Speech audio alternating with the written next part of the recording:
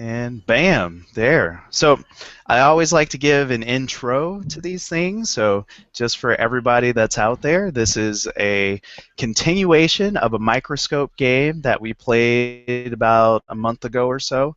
And so we enjoyed what we did last time, and we figured that we would go ahead and pick it up kind of from where we left off and continue it for another session. And for me, this is the first time that I've ever done that. I usually do one Microscope game and then do something completely different the next time. So I figured it was a good chance to record this for the public out there to see maybe some of the pitfalls or things that can happen. We're dragging you down with commitment, Trey.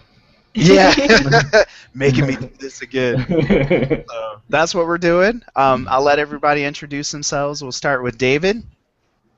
Hey, listeners. My name is David Berg. I am a gamer. I've been playing role-playing games for a very long time. Kind of working on making my own. Hope to publish them before too long. I'm fairly active on the small kind of indie ghetto of the internet RPG world. Story games and The Forge before that. I imagine that'll make some of you nod and go, oh, one of those people. But hey, if you listen to the actual game, you'll find we're just humans too. Nice. And Bunkisha? Well, I'm Bunkisha over here, and I'm a YouTuber. I do games and play games and stuff like that, but I also play role-playing games, and this Microscope game is really awesome and has got me going, so I hope, to play more of it. Excellent. Well, Microscope's different than most role-playing games, as our participants know, and just letting the audience at large know. It's everybody has control at some point, which is different than your traditional D&D where one person has control the whole time. So we're actually going to just start the play order over, because for me, I think it still has you guys in the same order. I think so too. Just in case it doesn't. Yeah, it's kind of weird. Oh yeah, we had to figure out who was on whose right and who's left. Yeah. Exactly. And I was thinking of starting with you, David, since you are the first one on my little row of screens here. All right, cool. And so that means you are the lens. Or sorry, lens. Yeah, you're the lens, and you get to declare the focus. And when you start, you get to do one period, event, or scene, or you can do two if they're nested. All right, hang on. Let's establish our order so when the book tells us left and right, we know what they're talking about. Yes. So let's say that David is to Trey's right, and let's see, Bunkisha is to David's right, and Trey is to Bunkisha's right. Close enough? Yes. All right. So I'm just putting that up here in the chat. Windows. So I'm after... No, wait, what? I don't know about before and after. I just know that we're going to be referred to as right and left at times. Mm-hmm. Yep. Just so when it comes up. Totally. So we'll have it there. You're putting me on... Okay. You're going to be to the right of me. No, wait, no. You're to the right of David. There we go. We got it. Okay.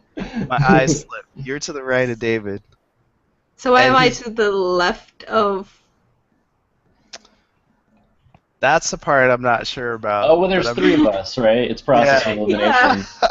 Yeah. If I'm to Trey's right, then I must be to Bunkisha's left. There's no other... That's awesome. No other... Unless I'm at my own left, that would be pretty chaotic. Yeah, now there's only one of you in this game, right? No. Sweet. Awesome. All right. So okay. Let me just... this might be useful for listeners, too. I'm going to just briefly recap through our notes. Our big picture is a story about a period of Earth spanning a long time, so no alien planets here.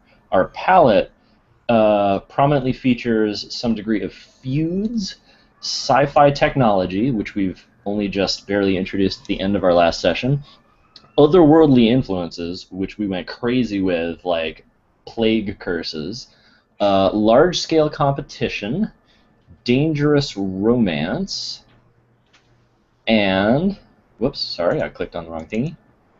Oh, dangerous romance. That was it for the Yep. things that we're actively looking to incorporate. We have banned and outlawed ludicrous goofiness, talking animals, and the idea of taking these otherworldly influences and making them totally understood. We're going to keep them mysterious. And let's see, for lens, we each currently have one declared lens. Trey's was Space Race. Bunkisha's was the Black Plague. Mine was Unique Resources, but now it's my turn and I get to change that, right? Correct. Yep. Alright, cool. And in our legacy palette, we have the Lady of the Lake. Oh, she's been through some stuff. She's been through a lot. She's seen some knights killing each other, and she's seen some corporate pollution, and yeah. Plagues that are caused, yes. And Queen Gwenny, also been through quite the odyssey. Yeah, she's had miscarriage, and then that's right. yeah, she's also scarred now because she received the plague in her face. Yes. So she's kind of a battle kind of force. Keep carrying on. At the final battle against her demonic ex-husband king, right? Yep. And her side won the battle, but she lost the baby and the face. And yeah, all right. The Battle of Ixnadia. There we go. Yeah. So let's see. We've got 1, 2, 3, 4, 5 time periods already established. That is plenty. We've got a bit of action in the Black Plague period, Industrial Revolution, Space Race. Space Race got pretty funny with our less than intelligent Russian super soldier. That's right. And let's see, we've got first. I was also going to add that Queen Gwenny was also sent out to space. No, not to space. She has been like preserved somehow. Preserved, yeah, in ice. There we go. For a future, in the future, to be taken out in a better situation. True. Which still technically, or we haven't focused on. Interesting. Okay. So I guess I'm kind of brainstorming what scenes I might want to do. I'm having trouble making a decision though, so maybe I'll just pick my focus first. So let's get rid of unique resources. That was cool, but it's time to move on. What goes well with Space Race, Black Plague, and all this other stuff we got going on? Do you guys have any thoughts on anything that we haven't given adequate coverage yet? We can't help you, unfortunately. Oh, that's fine. Yeah. That's fine. That's fine. Well, our dangerous romance hasn't really been much of a romance. It's kind of been like the aftermath of a romance that is long dead.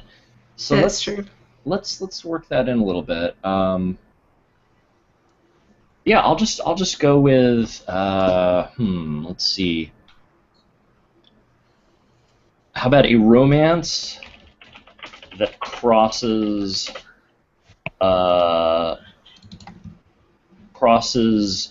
like sides or allegiance or something like that, like crosses lines that have been drawn.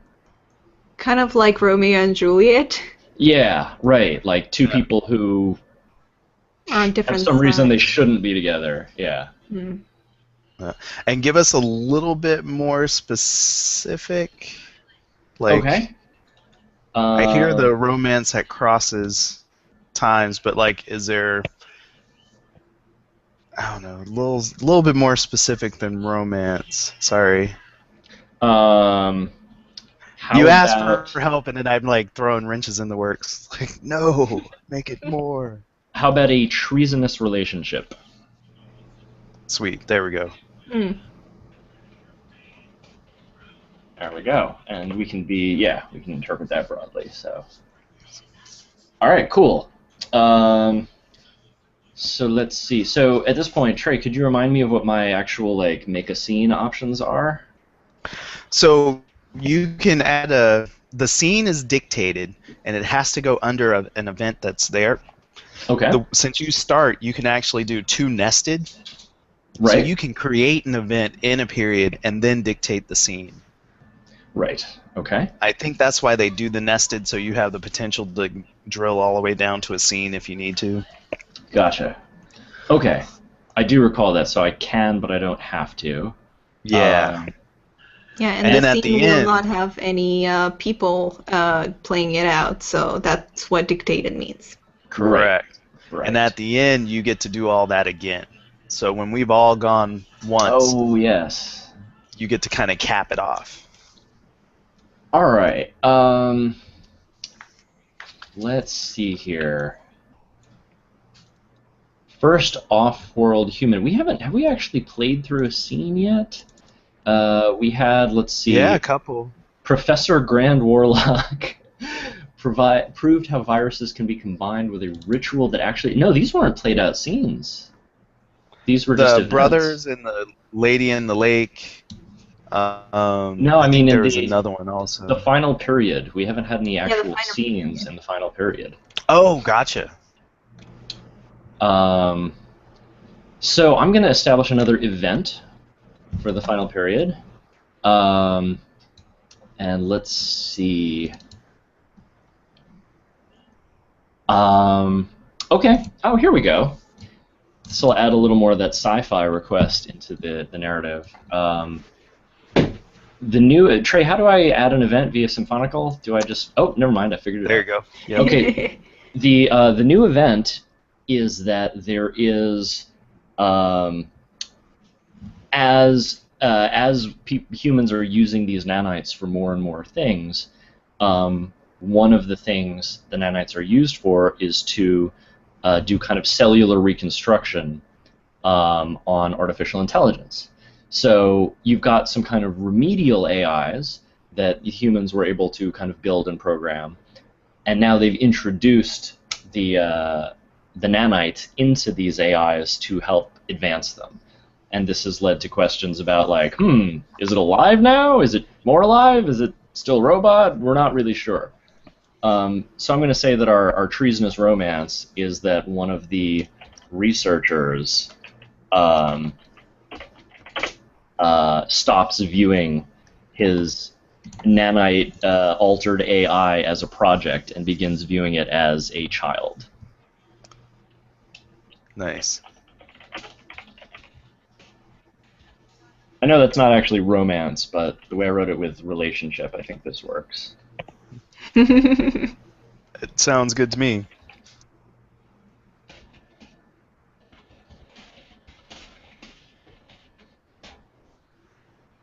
All right, I've typed that up, and I am not yet inspired to do a dictated scene, so I will end my turn and pass it over to you guys. Okay. And Bankisha, let me just change the color, but you'd be next. Light or dark event? Well, kind of depends on how you look at it.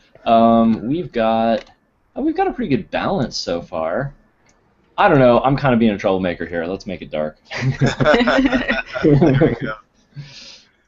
Fair enough. Okay, so on my turn, what can you remind me what what my options are? Now, Sorry. Yeah, no, that's all right. You're limited to one thing. Yes. So you can either create a new period, which cannot be before or after the start and end periods we declared at the beginning of the game. Mhm. You can make an event, which can go anywhere in the timeline, or you can do a scene, which has to go under a specific event. I see. And scenes, when you create them, are going to be acted out by people in the game. Yeah, that's the things that I really like. Feel a scene coming. And I do have to include the treasonous romance aspect. Yes. You know, in the vague sort of way that we've been doing. Yeah, you introduce like the child that is of a separate party like AI, so that's kind of interesting. Like kind of, I guess, yeah. Now, relationship, I guess, could not necessarily be male and female, like of the same age and like Sure. love. It seems that Yeah. you're talking about. Yeah, I think it's pretty Let's see. open. Mm-hmm. Um.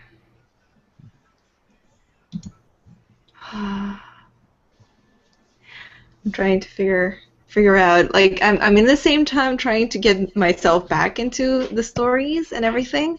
Mm-hmm. So let's see the periods. Maybe I'll add a period. We have time of chivalry, Black Plague, Industrial Revolution.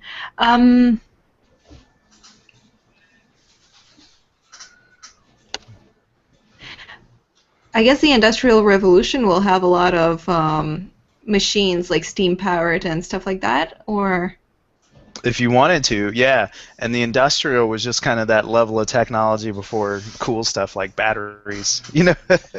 yeah, before electricity, would it be? Or would electricity already be in during that time? Or It would be in that at that time, but it would take a lot to make a little electricity, you know? yeah, okay.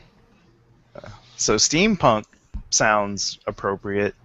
Yeah, I would like to incorporate some steampunk aspects into, I guess, an event. Okay. Is Well, that an event? so far for the Industrial Revolution, we've mostly had like kind of corporate and environmental themes. Yes. So if you want to work with one of those, that's cool. But if you want to throw in something totally different to give us more options, that might also be good. Yeah. Or can I make it a steampunk period of itself? Like You only could. steampunk. And put it anywhere you want, actually. That's a possibility. Yeah. Because I think American Industrial Revolution, of course, and I think industrial, so I'm kind of thinking like, you know, Ford Motors. Yeah, same here. Mm. The assembly So if I line do- and But that's the beauty of Microscope is people can blow it out however they want, you know? Mm-hmm. If I do add a period, though, I just say what the period is and like a vision of what the period is. Was it? Yeah, periods have the least amount of description in my opinion, because you more kind of give a title about what the period is, and then you leave it for everybody else. It's almost like a funnel. Mm-hmm. It's the most general part of the top of the funnel, and then as we go down to like events and scenes, it starts to narrow and get very specific. Yeah. So you don't get a lot of expletive with periods. I mean, you can for our edification, you know, just to let us know what's happening. That's great. But it's not required. A person can just be like, you know, sun explodes, period. Well, You know, I guess it's like, into what? the Industrial Revolution, you can have steampunk. So Yeah. trying to go with that. Okay. So works. during an event,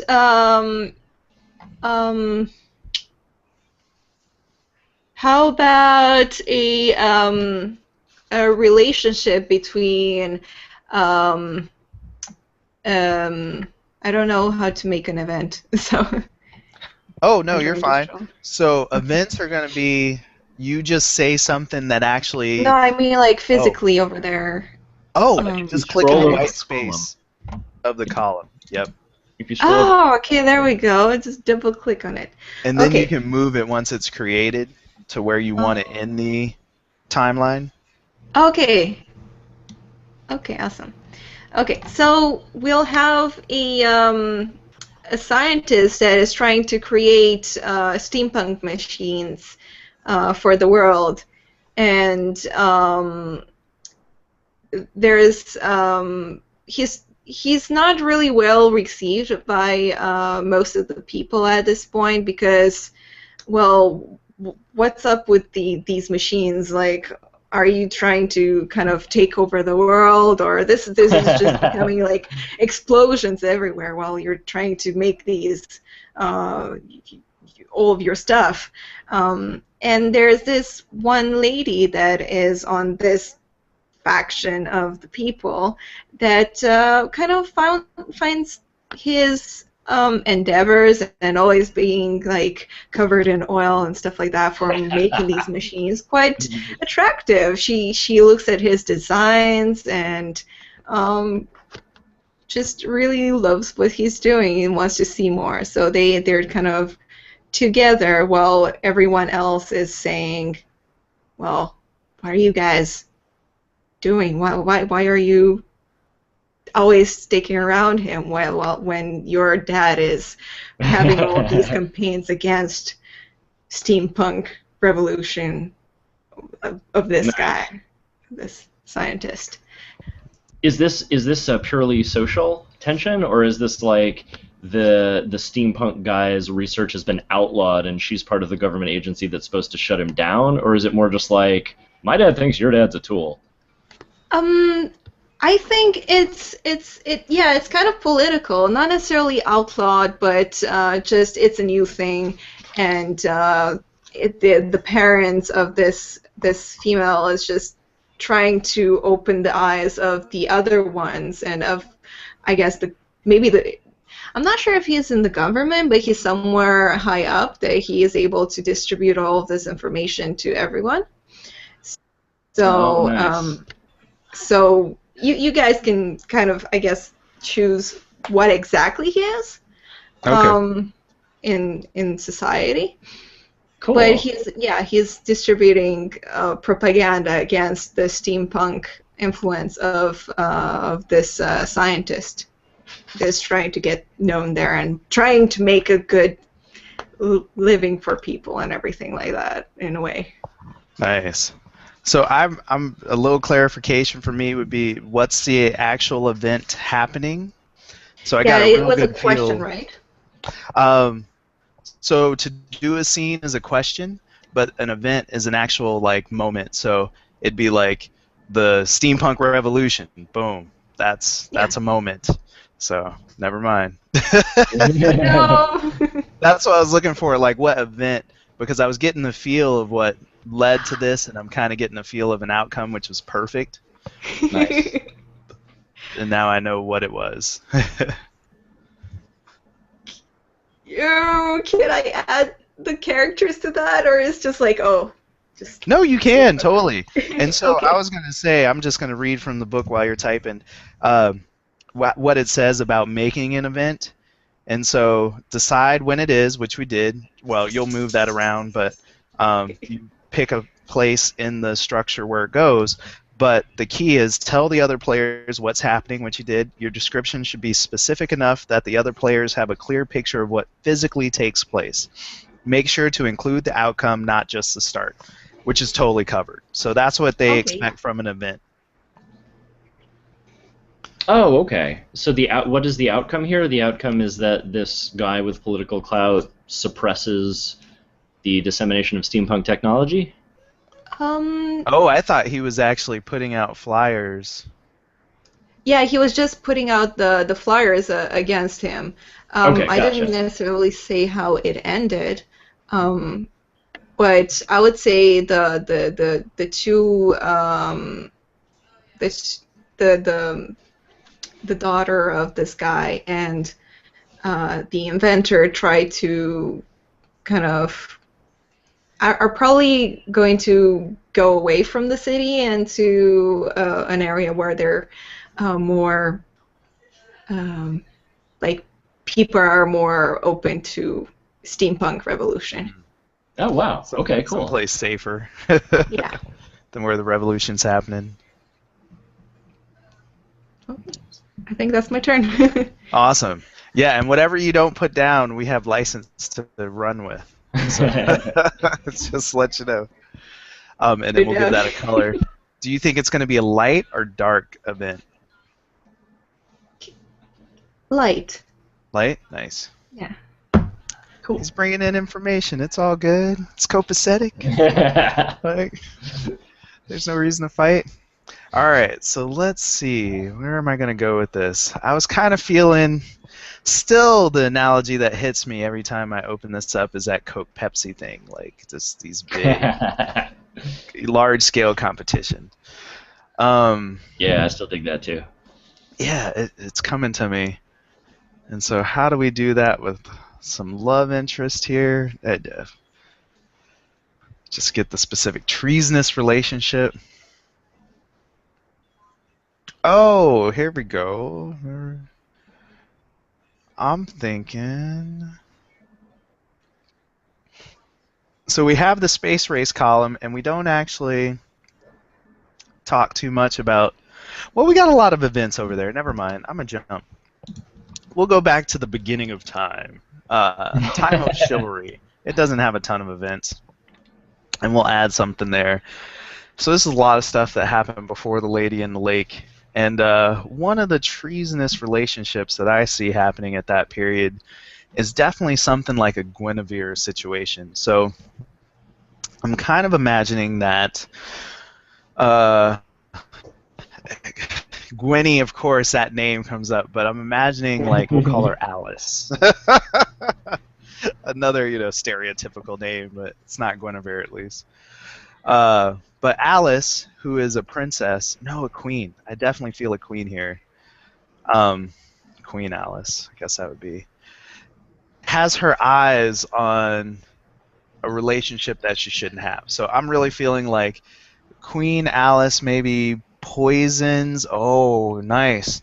She poisons the entire royal family. Oh. So instead of getting a divorce, she poisons the entire family so that she can go run off with this prince.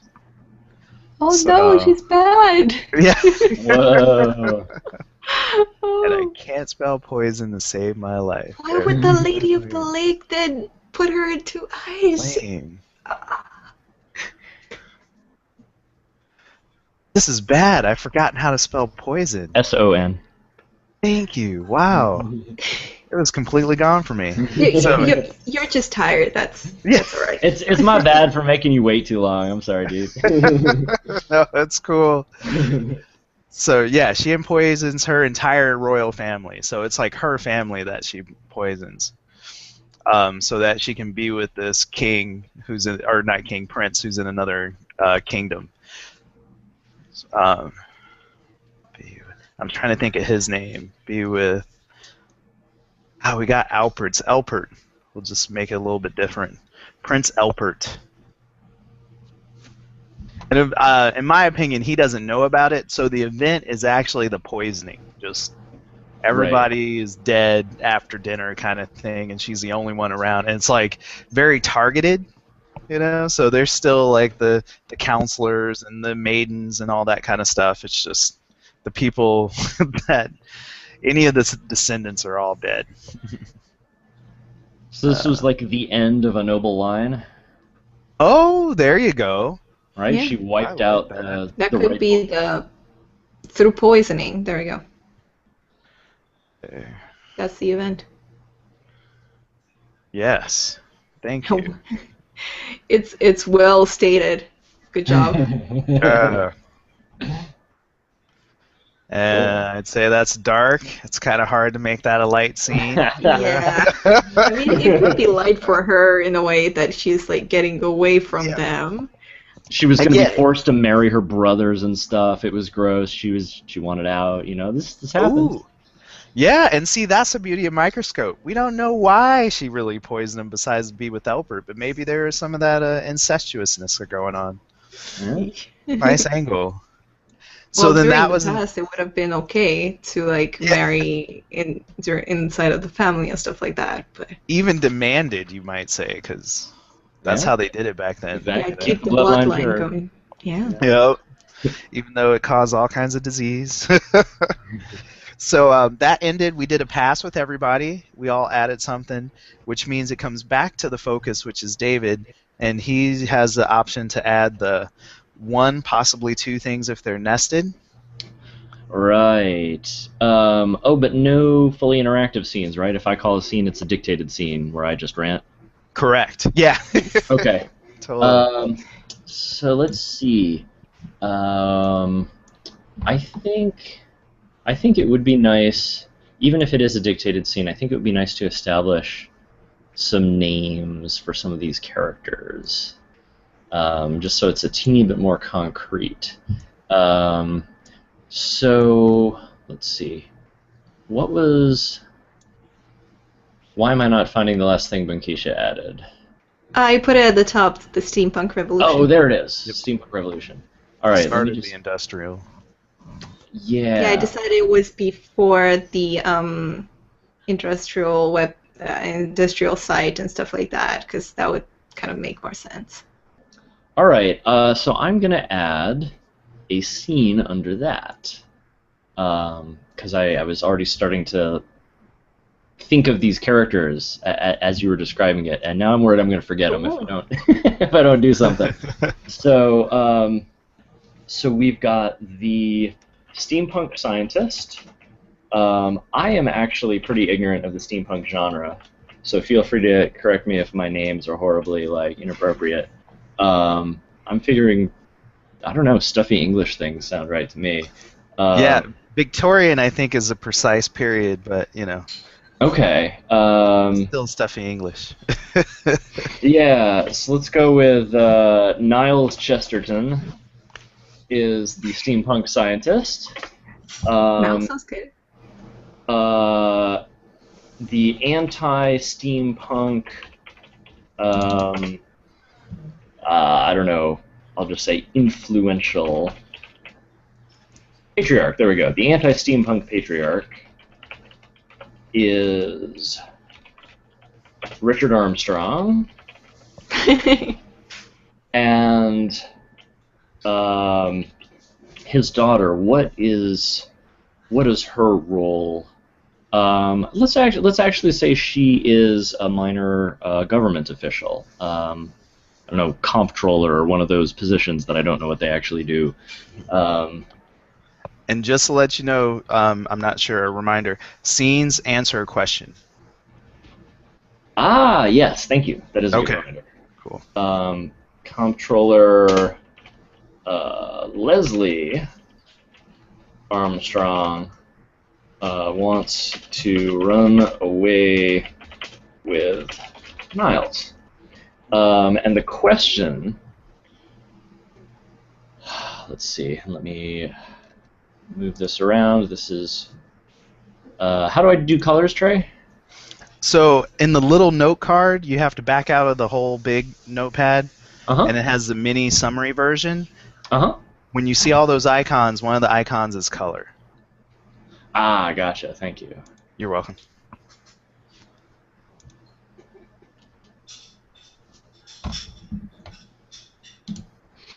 And there we go. Okay, and this is a scene that is under the event of Steampunk Revolution. The question is, how does this eloping, how does this romantic escape impact the spread of steampunk technology?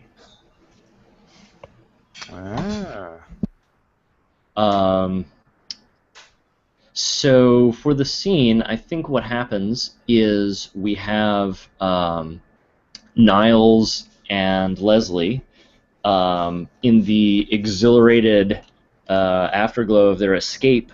They've moved into a new community. It's where is this? Is this? I don't know England very well. Is either like a good kind of hippie part of England where? Oh, you had to say hippie. I was going to be happy with part of England. Where some sort of fringe endeavor would take place. There's always names with something Abbey and Google. I'm like, geography is not my forte. Right. All right. Going hippie England. Well, maybe hippie was a little too specific here. I'll just grab a random map. Northumberland. There you go. Nice. They're gonna hate us now. We're gonna be like I'm sure. viral in England. So Niles and Leslie have just moved into their new apartment in Northumberland, and Their immediate neighbors are very friendly and welcoming, and Leslie and Niles are very enthusiastic and optimistic for the future, and Niles sets up his whole research laboratory, and before long there's sounds of like bellows pumping and whistles blowing. There's various types of steam coming out of the vents that they've jury-rigged into the house. Some of the steam is pretty clear and just looks like fog. Others is thick and it's clearly something has been burned and whatnot. There's the occasional crashes and explosions. And one day, Leslie, who has been looking for a transfer so that she can resume her government duties in Northumberland, rushes back and bangs on the door to Niles' workshop. But Niles has these big, like, giant headphone-looking ear protectors for the stuff he's working on, and he doesn't hear, and she's banging on the workshop door, which is locked, and he's not letting her in because he's lost in his science, and you can see that she looks panicked. And then the noise begins to grow from outside, and you see that there are a bunch of angry people with signs and knives converging on the house, and some of the signs say like "No mad science in my backyard." Nice. And you know, one of them has another sign that says something like "Unsanctioned research kills children" and things like that. And they're basically swarming the house. Then cut back to London, where this all originated, and Leslie's father is putting down a newspaper with a satisfied smile on his face. And the newspaper headlines are like, you know, new studies prove that steampunk research is extremely dangerous. And you see that the studies were funded by him. Wow. Crazy. I like it. All right, that's it. That's all So I the got. answer to the question is, well, the question was, how did it affect something? Sorry. How does it affect the spread of steampunk technology? And the answer is very There we go. badly. Yeah, I like it. It motivates Mr. Armstrong to utterly crush. Couldn't have had steampunk if it wasn't for their eloping Yep. curses. All right, so now we get to the right and left stuff that David was talking about. So now we're going to have the player to the right of the current lens, who is David. So the person to the right of David, which we know is going to be Bunkisha. Nice. You get to choose legacy. Sorry, I paused. I was so excited for figuring it out. Like, oh my god, it's there. You win! So you get to choose the legacy. The key with the legacy is there can only be one per person. And since you have a legacy of... Lady of the Lake. Yep. You would have to drop that to pick another one. So if there was something that happened in this last round that you enjoyed enough to keep around, you lay her to rest and you pick up this new one. And the legacies are supposed to be a way to add story outside the focus. I want to see more of Steampunk Scientist Niles. Okay. So Yeah, Niles pushes out Lady of the Lake. Bam. let's get more of that going. I'm liking that. Yeah, that was a real good one, David. Cool, thanks, man. So I'm curious about these legacies. I think they're for us to use. I don't think they're for everybody to use. Sorry, so like, you know, David could do plagues that are caused, or I could do Queen Gwynny, but I don't think we could jump into somebody else's legacy. Huh. Because I think last So time just we put were kind of going by who chose the legacy at that point. Kind of like as a new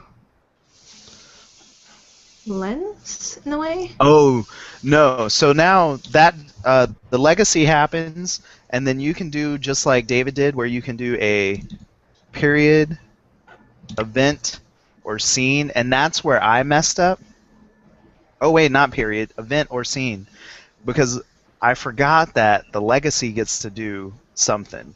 So now that you have Niles, you can go ahead and add an event or a scene. Mm-hmm. Trey, Go could you ahead. just clarify? Because I thought you were still talking about the legacy, and then you moved on to her turn. How does the legacy work? Is that something for she's the only one who can use Niles, or is that just on the table that we should all think about reincorporating Niles when we can? Well, and I can't find where it's restricted. So we're all using any of the legacies that are present, but as part of choosing legacy, she also gets to create an event or a scene. Oh, I see. So it's not her So as lens part of yet. correct. Oh, If gotcha. she's to the right of you, she gets to choose that, and then I'll be the lens for the next turn Gotcha. after yours. Cool. And that's something that I had messed up last time. We just omitted it, and we weren't doing that. Sweet. So, New twist every time. Yeah, exactly. so Another as paragraph part in the of rules. being the legacy, do I only use the legacy, or I use the lens plus the legacy? For this moment right now, you're only going to use the Steampunk Scientist. Since you changed your legacy, you get to add an event or a scene related to what you just that's chose. cool. Yeah. If you had not Nice. picked anything, then we just move on to the lens, which would be me, and then get going. Oh, okay. But you picked something, so now you get to add a little something to the storyline. I'm not sure that I like the fact that things are going very bad with the steampunk technology. Dun dun dun. How can I make it that it works either before or after? That's one of the strategies of Microscope that's like meta level, is putting in different hooks and stories so that it pushes the story in a certain way. You know, it's interesting. Competitive storytelling. If you I can mean, imagine. I totally don't mind if you want to be like swing it the other direction. You know, after my narration is like steampunk Like, is getting crushed. actually, it wasn't very bad. He managed to figure out, something like he managed to finally get his new creation going Well, after so many failures. I think the only rule of thumb is that as That one. you can go like in the opposite direction of the last person as long as you like kind of honor what they did and make it matter. Yeah. Yeah. You know, as long as it's not like, yeah, that never happened, Dave, whatever. Oh No, yeah. No, I'm going to be like, yeah, it happened, and like a lot of, people are aware that he has had many, explosions and failures. As he was like trying to figure out the robot, the machine. I don't know what exactly it is. Maybe that would be the question. What is the machine that the steampunk machine that was able to oh, that's cool. to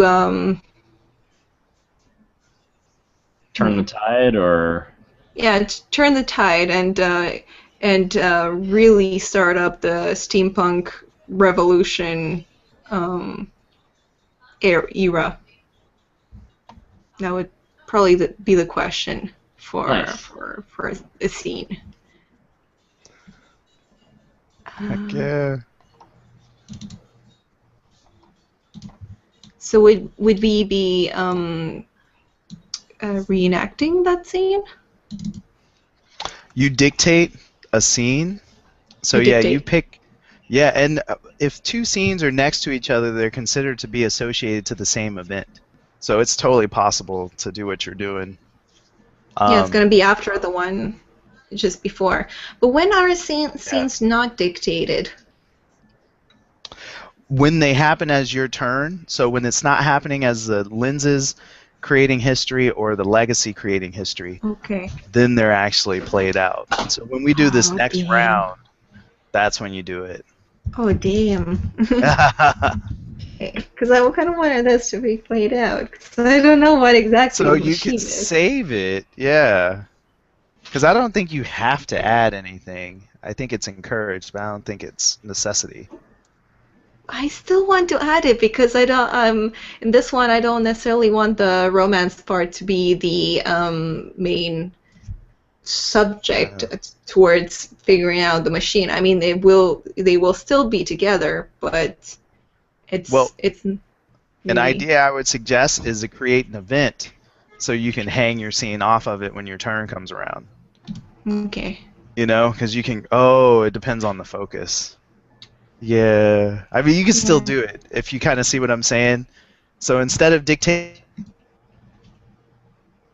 you just make a nice, juicy event, just waiting for you to come around next turn and create something.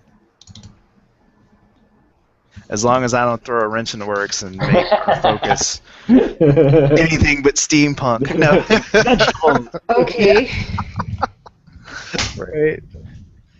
It's all about nuclear energy. So That's it. Something like steampunk invention sets, the sets off the steampunk revolution, I guess. Yeah. Yep. Now that'd probably be a little bit before your steampunk revolution, if it's setting it off. Or I might just be messing up your verbiage because I know what you want to do. So. Actually, here's a question. Does the creator of an event decide that event's place in the chronological flow, or do we decide later when we actually do a scene? No, you decide as you make it, but things do have to kind of make sense. So what starts to dictate where it goes is if you're using things that have, gone away. So say somebody died, since we can't do since we can't do immortals or time travel. If somebody died, you can't put the event after they died. Those kind of things start to force your hand. Right. But until that more happens, like freedom. So I put them more on the Nile steampunk invention sets off the steampunk revolution on a good foot. People start buying the mass-produced items for comfort inside of their homes. And then, so it's nice and right for you to just come in and... No, and that's cool, because we don't know what this invention is, but we want to find out. Yeah, exactly. There we go. I'm just being silly. There will be no vegetables harmed in the making of this microscope cave, I promise. And that's a light event, by the way. Excellent. Nice. So that's the kind of stuff that starts to happen with Microscope, is setting things up so you can come back to them, or killing characters because you don't want to see them later in your other periods. There's some deep level stuff you can start doing.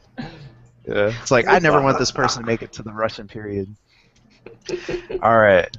So we got that. So now the new lens. We've explored the legacy. So now we pick a new person. So that one's me, because it's to the left of the lens. And my focus, now that we've said vegetables so many... nice, and somebody wrote it. That is awesome. Sorry, man. No, that's perfect. I just wanted to prank you. It said space race before that. Yeah, no, you're good. That's perfect. I'm like, I gotta get my mind off of vegetables now. It's gonna be cookies. And then put it. Yeah, I gotta come up with something that we're all gonna engage in. And I always like to look at the palette just to kind of remind myself, but I'm still going with the large-scale competition. So I've been playing or getting geared up to play a lot of this game called Netrunner. So I'm gonna pull in. Oh no. Yeah, I'm gonna pull in some kind of company from there. And whenever I hear the name of that game, I still flash back to Cyberpunk, the RPG. Yeah, I also was thinking of that, actually. Wasn't that what they called the people that jacked in? Yep. Okay, yeah. Yeah, Netrunners. I didn't play a ton of it, but now that you say that, the correlation comes back. Okay, we'll call it Waylanded. There we go. Because Wayland is the name of the company, but Waylanded is a company. So I am creating a company with my focus that we haven't had in the game. The idea is this is like Coke. It's like Pepsi. and keep using those analogies. It's like IBM. They're just ubiquitous. If I say way landed, you probably would think of a specific product that they make, whatever that is. Let your imagination go wild. Okay, cool. And I don't know when they started. I'm not dictating any of that. So, okay, now I have to put that into motion, right? So way landed. Snowmobile Empire. Right? It only works crushed in winter. ice. Right. They are the syrup for all the snow cones. They only make blue. No. That's awesome. Everyone has to pay them royalties for any blue food. I'm going to say Waylanded is in the space race period. And if I can get it to add, there we go. They actually create the first spaceship that's doesn't explode, the first spaceship to actually successfully leave the Earth and come back. So this is successful, or Waylanded is doing a press event about their first spaceship to make a successful round trip, a successful space mission.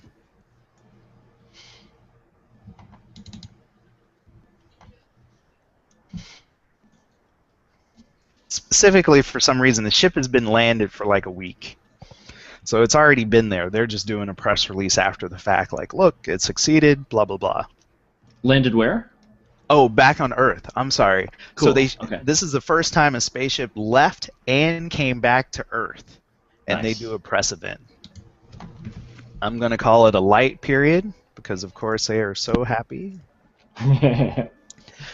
And if it's a space race period, this has to be at the beginning. It just kind of begs that this is the first. Well, doesn't technically have to be the first. As of right now, this is the first thing that's happened in the space race period.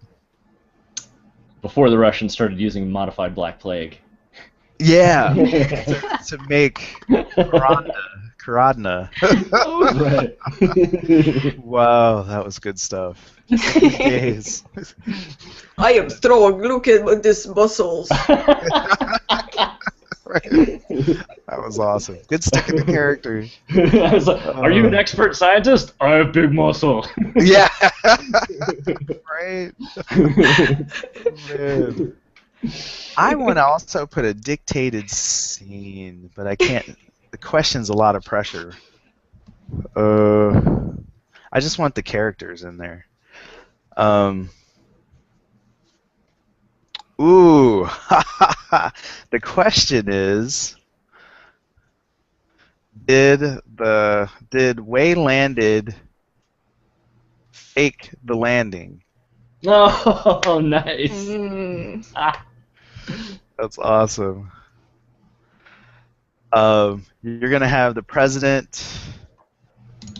Oh, what's that? We'll say the Russian. He's not a president, is he? What's the Russian guy's position? I think Premier was the title they used at the time. There we go. Russian premier. Whatever. Curses your spelling. Okay. Russian premier.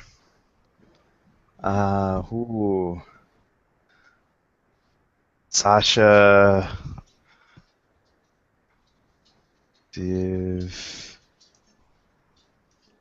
Russian premier Sasha Divyatsik. There we go. Just making something up. And then Waylanded corporate head. CEO. There we go. CEO. Paul Atrocious. And guy in the black hat. It adds that suspense. What's his name? He's just the guy. I'll even put that down there. And I'd have to say it's a yes. Awesome. So They faked it. they faked it, successfully faked it, but faked it. All right, that's it. So I got an event and a dictated scene, and wow, make that lighter dark. I don't know where it went to. Oh, it's at the bottom. I gotta say it's light because they got away with it. I mean, what can you say? There's The nothing bad about consequences that. will come later. Yeah, there you go. The dark is in the future. Nice. So then that passes to the right of me. I believe it's David. There we go. Oh, right, and now I get a mini turn within Trey's focus of Waylanded. Yes. There we go. All right. So I have an idea. That weirdly goes with the name of the company. The spaceship lands. They landed. Yeah. Wasn't intentional. Weird. Nice. Subconscious is working. So I can either create an event or I can create a scene from a current event, yeah? Or a period. You have full license. Oh, I'm not going to do that. Okay. We have enough. If you Uh, create a scene now, it's the one that everybody's been thinking of, where we actually get characters and act it out. yeah. All right, let's do Niall's steampunk invention. His invention sets the revolution off on a good foot. Let us do that. And the question will be, how does this invention overcome the perception that steampunk equals bad? Is making mutant babies, right? Exactly. So that's the question: is how do we overcome that perception? So we've already got one character, which is Niles. And you're going to pick. You have to have at least one that must be in there, and then you can leave it up to us to pick the other two, or you can pick two, and then only one's kind of a wild card. All right, hang on. How does this invention overcome hatred of steampunk? Characters, Niles, Chesterton, and now, I'm sorry, could you repeat that, Trey? Introduce one or two more mandatory characters or optional characters? Yep. Minimum one, up to two. Okay, cool.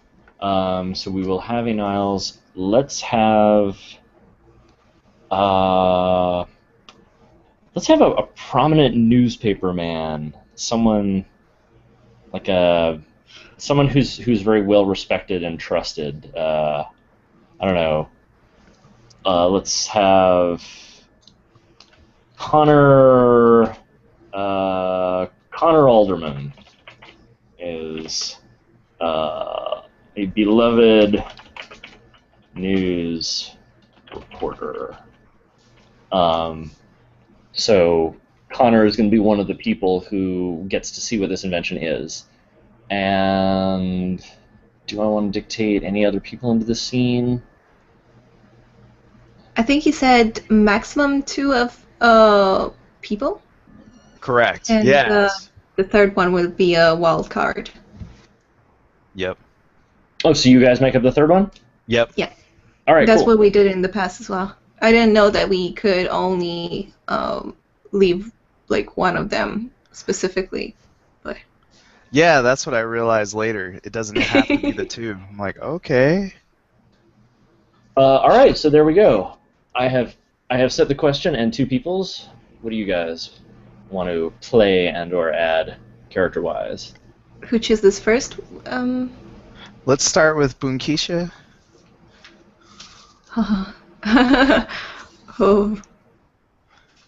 I want to be Niles. Nice. But at the same time, that means that I have to figure out what the invention is. Unless I have an just idea like- for the invention if you want me to play Niles, but I don't know. It might be more fun if you do it.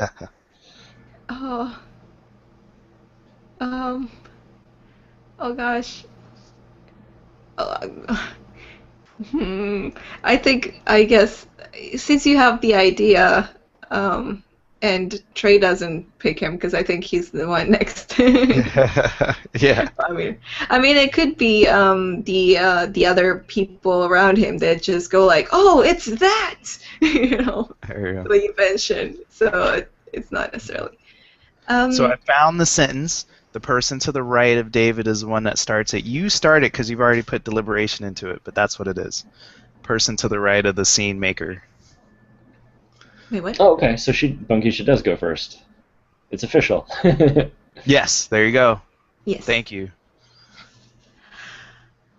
Okay, I will be the at this point I would say wife Oh of yeah, Leslie. yeah, Leslie. I will be Leslie. Nice. Thank you. And I would Leslie. say Nice. Leslie. I thought it was Leslie. Oh, I okay. just had a There you go. typo. I was like, that's an interesting name. And I will also add that she is the beloved wife and wait, I'm having typos as well. And I had the word in my head. Helper in Oh, for the nice. invention. So, I mean, I do have a say in what the invention actually is if I really want to, because I'm helping out. I Excellent. see. All right. And sure, I'll do the news reporter. Forgot we were. You can feel free to be Niles if you want, man. Like, my idea for the invention might not be the best idea. Right. Yeah. Yeah, I it don't could be know what like I the would news make. reporter put the news in everywhere, and that's what the invention was. So, I mean, Oh, there you go. No, I'll go with this guy. I'll do Cool. the news reporter. All right, so I guess I'm Niles. That works. Okay, you give just me have the beard. Well, 2 second actually, both break. of you have the beard, so. Right? I just need to go to the fridge real quick. It's not like a Okay. full break unless you want it to be, but I'll be right back. All right, I'm going to grab myself some food and water as well. Well, then, I guess it's a mini break for everyone.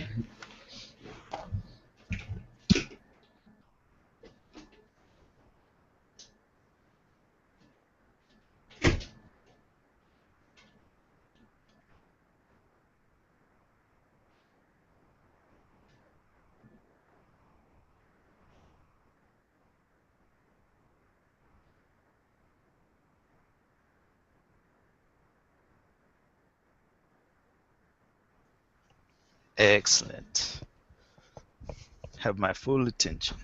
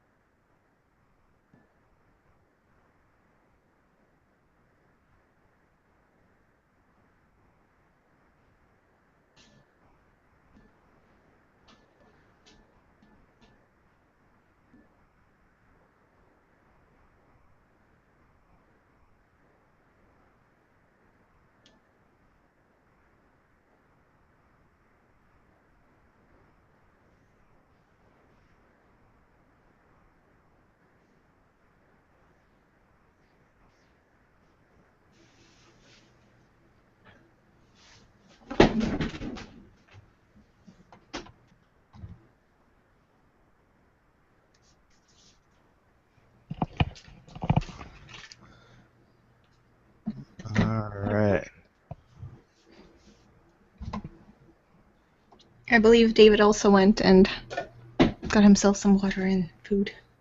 Ah, there we go.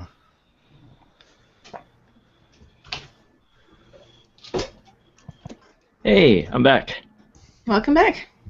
Excellent. Mm. The food is excellent too. Awesome. So I guess I set the scene, and we all have our characters, and can jump in. You tried to give an introduction to where we are, I believe. Correct. It's kind of like director, give us a setting, and then go. Or you tell us to go. Action. Yeah, action. There you go. So let's see. So Niles and Leslie, after the problems caused by Leslie's father, had to move from Northumberland as well, and they're now in a little hamlet called Bedford, and they've actually been kind of hiding, and you see that like they don't have the big pipes with steam coming out the top of the house or anything. The house looks completely normal. It's just you do see some weird steam kind of coming out from the backyard. And then you see that like the lab where they're working on inventions and experiments is underground. It's in this large basement they've got dug out under their house. Niles looks about the same as he did when last we saw them, but Leslie has like been unable to keep her government job because of the move, and they've become progressively more and more like intertwined with the crazy science. So she doesn't look quite as put together as she did before. She looks a little more harried, a little more frazzled. So they're there in the basement, waiting nervously. They've got this giant wooden and canvas thing folded up. It looks kind of like a giant bat. And they're kind of looking at it nervously. They've also got a little boy in the room with them. And he's like sucking on a lollipop, looking bored, kicking his feet, clearly waiting for something. And as they're all waiting, a car pulls up, a very nice car, pulls up out front. Then behind that, there's a van. Camera guy gets out of the van. Someone with microphone. They lay down some wires. The cameraman comes up to the front door along with the guy holding the microphone. And then we finally see the reporter. Internationally known Connor Alderman, and Connor is at the front door because he's been told that there's an amazing scoop inside. Nice. I guess that's your cue.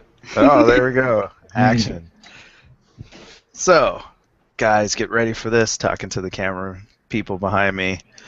We're going to catch the scientist doing dark science. Oh, I can't wait. Too bad the police aren't right behind us, but we got to get our evidence first. So let's see what this scientist has been up to as I get ready to knock on the door, make sure that my makeup's on and all that kind of stuff, so I look good for the camera. Which I'd have to imagine is some kind of really cool old industrial camera, like we're faking it. Kind of turning it in the same time. Yeah, exactly. Yeah.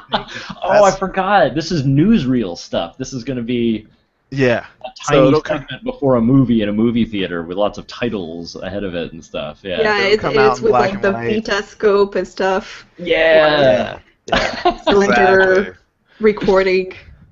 So I got the crew there. It's like, oh, can't wait. So knock on the door really loudly.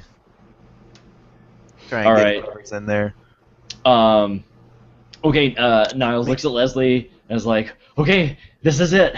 It's time to finally prove ourselves. We can do this. Just calm down. Whew. All right. Let me go talk to Mr. Alderman and I'll lead him down. Wait 1 second. Let me just alter your tie. Okay, there you go. You're fine, honey. Oh, thanks. I don't know what I'd do without you. Where are my glasses? Have you seen my glasses? Oh, they're on your head. They're on your head. Calm down. Okay. There we go. All right. Dude, that's awesome. We were thinking the same thing.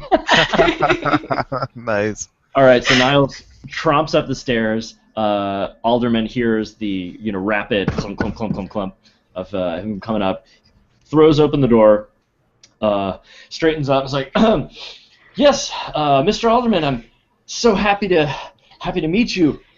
Trust me, you aren't wasting your time. This is going to be the story of a lifetime." Excellent. I hope it's big. We don't do small. We need big. Takes a lot of money to get these cameras rolling.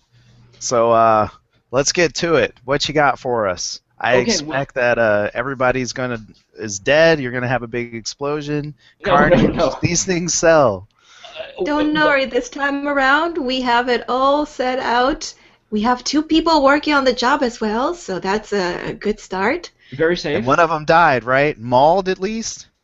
Come on, you got to give me something to go on. No, we're both alive. Don't worry. This You're working with steampunk. This is dangerous stuff. But this isn't a scandal story. This is something even better. This is about progress. This is about the future of humanity. This is about enabling man to fly. That sounds like human interest. I don't know, boys. This doesn't sound like it's going to sell. We got a big movie starting up next week. Haven't we all wanted to soar just like a bird in the sky? I think this is the new thing. Really. Well, let's see what this thing is that you have that you're so excited about. I'm hoping it's somebody getting mauled, but Well, there could be military interests. Eventually, the army may be mauling people from on high with our apparatus. Imagine the mauling. Propaganda pays. Oh, lead on. This is interesting. Now we've had to downsize. We've had to downsize our operation because of certain negative publicity, which was false, by the way. But we don't have a lot of great lighting. So if you could bring in your own, anything you have to make our basement seem a little less dank and dark would be a good thing. Yeah, we can't do anything for that smell, but definitely we can bring in some light. Don't worry, no one can smell that through the camera. Yeah, good point. It's just very oily and greasy and kind of humid. Kind of interesting. Well, we've been working this very close. hard. And I kind of cover my face with a small version of the plague mask. Just in case. Don't really trust the steampunk stuff. Yes. Put it over my ears and secure it. Like, okay. Very miniaturized version, though. Now, this here is this young lad is Jonas. Jonas lives down the street, and Jonas can vouch that we're completely harmless and we're looking to help humanity. At which point Jonas kind of looks up at the camera and licks his lollipop-looking board. Nice. Well, he does have all his digits. That's a step in the right direction. Now, because we're demonstrating this in a basement, we don't have the full version of the prototype to lift an adult, so we're going to show you a smaller version on Jonas. So get your cameras rolling, and you're about to see a little boy take to the air. All right, Poppy, get it going. Let's Don't get too close because we do need space for him to fly. So just keep your distance a tiny bit. Yeah, might get some mauling after all. Pretty tight down here. All right, so Niles goes to the wall and he pulls off this harness. It's got lots and lots of leather straps and buckles hanging off it, and he begins tying the buckles around the little boy's waist and chest. Behind the buckles, there's like a big wooden frame that looked like somebody kind of took a shelving cart and tipped it over. So it's got lots of like struts, and it's a big messy box of wood, and it's got all these slats coming out, and the slats are connected by canvas, and then there's some bellows apparatuses that clearly Niles is going to pump to try to puff out the wings. But as he's attaching this thing to the kid, it's hanging very loosely on the straps, and then finally Niles leans in, and there's this weird-looking, like, super complicated device with lots of miniature gears and, like, tiny working parts and filaments, and there's, like, sand running through a tube and stuff like that. Okay, Poppy, wait till they're hooked up and we see him maybe fly into something. Then you start rolling again. It takes him a while to get all this hooked up. I thought it was going to be a big shebang. but I forget science takes a while. That's why war sells, I tell you. It's So they take the complicated apparatus and we hook it up to the back of the little boy's neck. And as something clicks into place, he goes, "Ow!" And Niles pats him on the shoulder. He's like, "Sorry about that. Sorry about that. It'll be fine." Don't worry, the boy is safe. The boy is safe. That's disappointing. I was ready to roll. I had Poppy on. He's quick. All right, Leslie, would you like to do the first public inflation of the device? Of course. And I just get one of those pumps that go like this, where, you know, the old ones. Oh, yeah. And then just go like. The wings begin to expand, spreading out kind of like a bat wing. Oh, nice. Poppy, get this. Get this. Let's see some action. It's very close. It's very close. All right, Jonas, flap your wings, young lad. Flap your wings. Take to the air. And he gives it a good effort. He's flapping away, and nothing's really happening yet. Wow. Okay, roll slower. Maybe in slow motion we can make, or sped up, we can make this look better. You see Poppy's hand kind of slow down. It'll look amazing. It'll be like the flies on in the food. So Niles runs over and grabs another bellows. So he and Leslie are both like pumping furiously as Jonas is waving his arms. And finally, with enough flapping, he does get like an inch or so off the ground. Nice. That's pretty interesting. On camera, you can barely see it. Oh no! Now, if he fell from that height, he wouldn't hurt himself. I mean, I'm very encouraged. You've created some incredible science for human interest. Right, right. Isn't this amazing? Isn't this going to change everything? Maybe if we can get it into the Army's hands, it might change things. No. I think that our invention needs to go even further. These gentlemen do not seem to be very convinced of our invention as of yet. I think let's not have a human on our invention for this next way of verifying if it works or not, and especially on camera for everyone to see. And I can jump that high, you know that. Well, exactly. That won't necessarily prove to everyone that our invention works as well. So I think we can put inside of a harness a few. I don't know, some of our instruments from here that are very heavy, as heavy as a child at least, and let's go up that hill just behind our house and just try to prove by throwing our invention down there and see if it flies. That's right. Oh, yes, that nice cliff with the jagged rocks underneath. We have no the boy fear. in there. This is the degree of our confidence in our invention. We are sure. We have spent years and pretty much all of the money that we have left in the world on this, and we're prepared to sail it right off a cliff. Well, the child version, anyway. Well, I'll pat Niles on the back. You know, I think this is a wonderful idea. My man will be right there on the bottom, and I think there's no reasons to step back from your morals. I say, go for the gusto. The only way to win is to do it to its fullest. So just make sure that Poppy his arm is moving before you kick the boy out. I mean, before you set the boy upon flight. And I think we got something here. Now, just a moment. I noticed that in addition to your motion picture device, you also have a regular camera. Could we perhaps pose with you and some of our equipment? Oh yeah, we could take a couple pictures with the equipment. We would love if you would just try on the adult-sized harness. It probably won't lift you off the ground, but if you could just, strap it on, and we could get a good shot of the two of us together. I don't know. The steampunk stuff definitely isn't me. Here, we could put it on your wife, though. That'd be a great picture. Oh, that backdrop. She's perfect. Already worn it a million times. I really like you to feel the power that you've got at your fingertips. Yeah, we got an extra, the light boy. The light boy could definitely do that. This is a perfect Armani double layer suit. I mean, it's enough for me to even come in here with that weird smell, and I'm probably going to have 4 eyes by tomorrow morning. I've heard the steampunk stuff. I mean, I know you work with all the safety accoutrement possible, but we know steampunk just isn't really that safe. If you want, though, the news to be the head news, and I mean, it will be.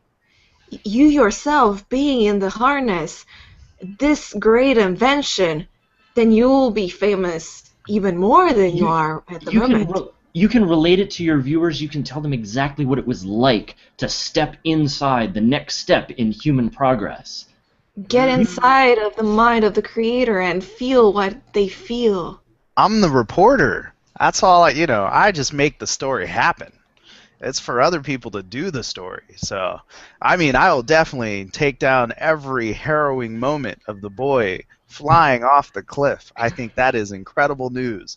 But I don't test things. Sorry, it's not my contract. No, it's not a test. I just mean for the photo. If you just strap it on, we're not going to activate it. It looks worse than my suit. You know how much this suit costs? You could probably build another one of those for the amount that this suit costs. I hate to be honest, sir. I know one of your fathers is wealthy, but this is a lot of investment here. All right, I'll tell you what. If you'd be willing to just pose with us wearing the suit, we're not going to use any bellows.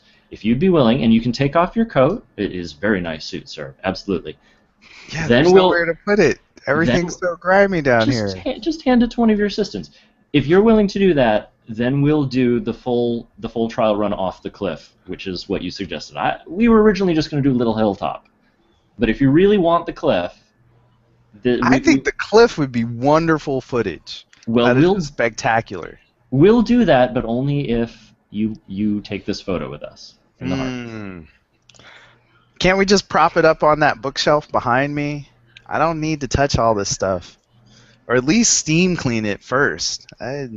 We'll steam clean it. This is a perfect picture that I paint every time I get in front of the camera. Oh, nothing will be touching your face. Yes, we'll steam clean it right now. and then the two of us will go huddle by it, and Niles will look over at Leslie like, all right, this is it. I think this is gonna work. Yeah, I believe so. See if we can do this. And off in the corner, you see the little boy Jonas, kind of staring at the wall with this weird blank expression on his face. Oh, where do we even get this boy? Oh, I don't know. He likes the lollipops. That's all I care about.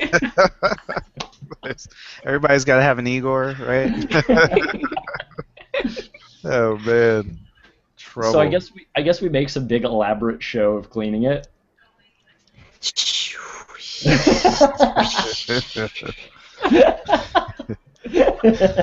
Wow. It is clean, sir. It is clean. Wow. You're so not selling Connor Alderman on getting anywhere in that thing. Sorry, guys.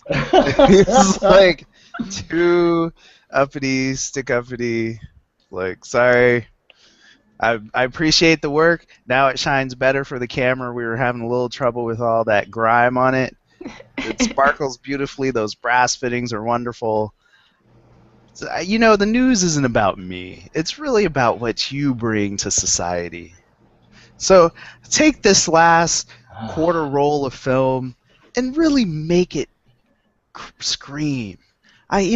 Make it hit those high notes that make the hair on the back of people's neck stand up.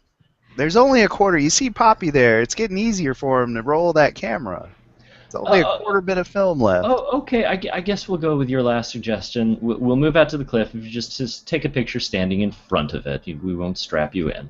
There we go. I can be in front of this thing.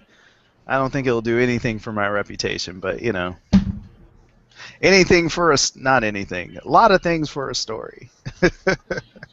All right, Leslie, if you would take up a position next to Mr. Alderman while the cameraman prepares the shot. Of course. And then right when Connor is standing in front of the machine at the right level, I'll accidentally trip and stumble back into him. to where his neck hits that little complicated mechanism that hooks into him. Oh, Jesus. And there's a brief moment of pain. There's that same ow that Jonas felt. And then all of a sudden, you feel great. Like... This is the most wonderful invention ever. Is your back pain gone, honey? How did that happen? Don't know. Feel happy. I think I feel the machine vibrating actually, and onto your back. Wow! I think this is the new invention. Forget about flight.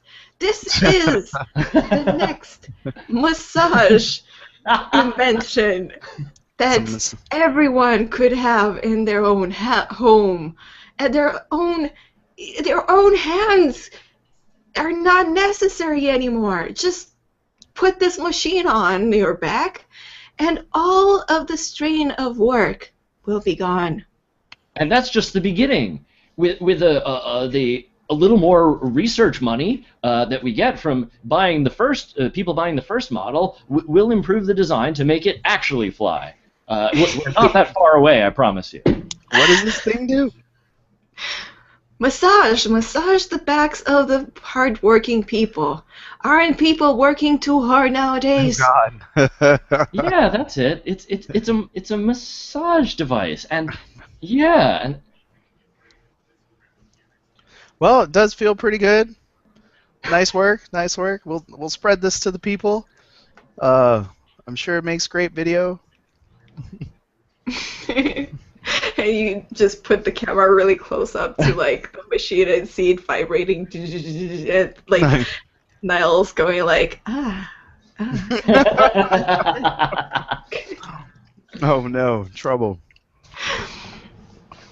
So how's that overcome the hatred? Because now. Okay, I will explain. Is it so? I set this scene. Does any one of us have the authority to answer the question, or is it just like we all get to weigh in equally? The scene. That's why you have the question, so it eventually gets answered. So it just happens by this. Everybody works towards answering it, and there's usually a consensus because you know the answer to the question. Oh, well, this is not going to be a consensus. Oh, I think we have different ideas about how this is going to end. Oh, I don't know. Maybe the question might have been too broad then. Oh, no. I have a very specific answer in mind. The idea is that this is not a flying machine at all. It's actually a mind control device. There you go. We've been pretending it's a flying machine to try to get people to put it on. This is overcome hate by controlling their mind and thinking like they would think that they like the steampunk. Exactly. We're going to take the world's foremost news reporter, mind control him into telling everybody that our invention is wonderful. Oh, Jesus. There you go. That is possible. Yeah, I don't know how you do character omniscience kind of information normally, but that totally would answer it in my opinion. I was trying to set it up with the random clockwork into your neck thing. Yeah. And that's a tough one, too, because all characters have control. So I let you do that just to progress the story. But it's like, say, for instance, two characters point a gun at each other. In Microscope, you couldn't kill the other person unless they wanted to be killed. Does that make sense? So the person always has control of their character, but it felt important, so... Yeah, I mean, I would never try to mind control a character in like an ongoing RPG where that was like your guy. I figured Mr. Mr. Alderman is probably not going to appear again, so it might be all right. But I don't know. What do you think? I don't know how you would give third-person omniscience. I think it definitely works for this, though. Knowing what it is now. Well, how about like the fact that this will be mass-produced because you already agreed to like spread the word, and then we will commence mass-producing it and introducing it into people's homes, and not necessarily it will like Alderman maybe will get convinced one day, and he will get like brainwashed and everything like that into like liking steampunk, but everyone else and Yeah. spreads. No, I thought the only thing that really required brainwashing was him like him helping us popularize it in the first place. Because Yeah. he came in as a total skeptic. And I was like, we're not gonna be able to show off a bunch of gears and change his mind. We need to like inject him with our weird punk tech and that's where I kept see wondering it. what that ouch was in that little boy. Why was he like so like oh yeah, no, he's staring at the wall now because he's been turned into our puppet. Oh, you're an evil scientist. That's cool. Oh my god. Evil scientists run amok. I did not know yeah. about this. I did not You conceive. still don't know, probably. You still may not know. Yeah. Who knows? It depends on whether Leslie's been in the flying apparatus and how many times. Right, she thought it was a massage invention. You've been doing all kinds of work you never knew about. Maybe I none of think us are sure what it is. Yeah, I think if there's a consensus, it's answered. For sure. I don't know, but like really making a brainwashing machine, controlling minds and everything like that would require more of electromagnetic device that is more in the future. I don't know, in the past, like you would put a Well, I was serum in it or something like that that would kind of So confuse the mind, then right? it sounds like we have a push. oh, hey, yeah, let's do that. We haven't done that much. Because it would seem like if there's a conflict between what the resolution should be. So we have mind control machine on one side. I think we've delved into that one. So David's claiming that one. The second proposal is Bunkisha. What do you think? I was going to like maybe go with like there's the news printed out, and from there kind of like continue somehow, but I don't know how. But like it doesn't feel right. Something that controls the mind, and during this era at least, it would be more of something inside of space, the space-time. Oh, Nanites and everything like that. I don't think. For some reason, I seem to remember Push is not really going into everybody giving a suggestion, because I have one now too. Listening to everybody. Oh, well, what's your idea? Yeah. The otherworldly. He's not using electricity. Oh, Maybe he's. It does say two ideas. He thinks it's steampunk, but it's actually some sort of other force. Mm-hmm. Totally. So everybody can put something in. Each player states his or her idea one at a time. Okay. So, yeah, I think it's, otherworldly. Maybe he did some kind of ritual or something to make it good. So now we come to the vote. If everybody feels that they've had their proposals, everybody understands the proposals, then we'd vote on it. It kind of goes against my idea of Niles as a good guy, kind of, and just like clumsy and everything. I like the clumsy aspect. Yeah. I've never seen a clumsy evil professor, but he might be the first. How I would agree to it as long as Niles doesn't actually know what he's doing.